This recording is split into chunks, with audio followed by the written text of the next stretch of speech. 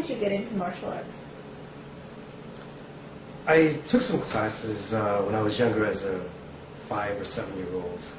It was a big dojo for some karate form. I don't remember. Pretty much stopped 6 months after it. And then a few years later, as I grew up, I started working for this company, and I met this gentleman. Became a good friend. All of a sudden, he had a lot of wise things to say. And one day, he invited me over to his place and introduced me to a great group of people. And we worked a little bit on ourselves, and next thing you know, I was in the middle of this great knowledge, this great martial arts concept, and I was taking it all in, fell in love. What would you say is the biggest misnomer or false concept about self-defense? I think it's probably size or speed or strength brings victory. It's probably one of the biggest misconceptions out there. There are many different ways. I mean, you'll see a leaf grow through cracks in a driveway. I mean, it's just a leaf. But it knows how to use time. It knows how to use patience. There's concepts of leverage. We can build pyramids when we don't have any machinery. I think using the mind, having that take care of so many other things instead of just the bruteness of things.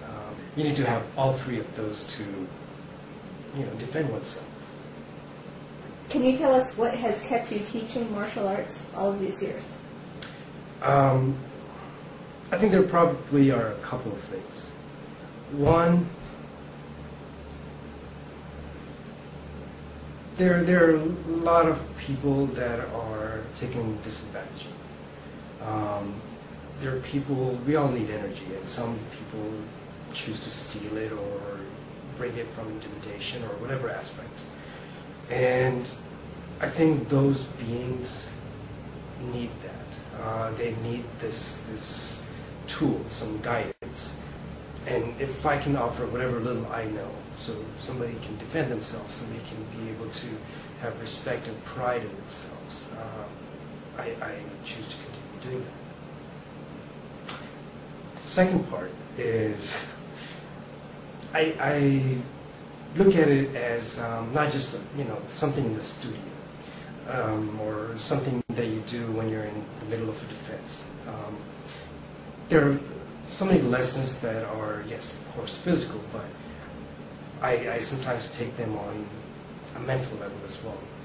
Certain philosophies that you learn, for example, using force against this side, and this side has to push force back to attain balance. Well, if you need to bring it back to the center, one side has to give. And just forcing one way does not necessarily help. You need to have the mind to be able to let go of what you think. Bring this back, pull it back. And it's a balance. And I think that's the other part of martial arts that has always attracted me. It attains to not just what the studio does, but you can take that lesson to so many other parts of life. Thank you. If there's one lesson that you would want a student to take away, regardless of age, what would that be?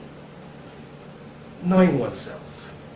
It's easy to want to be and try to live one's life as they want to instead of what they are.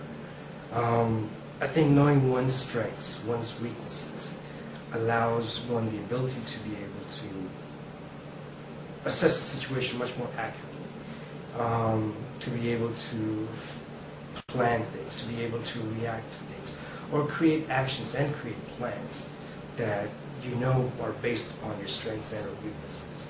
And that way you get to love people easily. You avoid hurting yourself or avoid hurting other people as well. Thank you. As I'm turning, he's already low back. All I gotta do is turn a little bit more that way.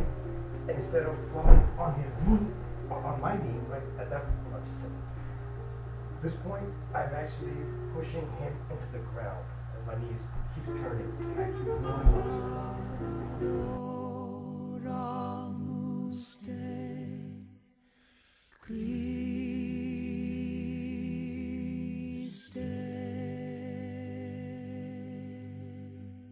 Anything else you want to add about self-defense?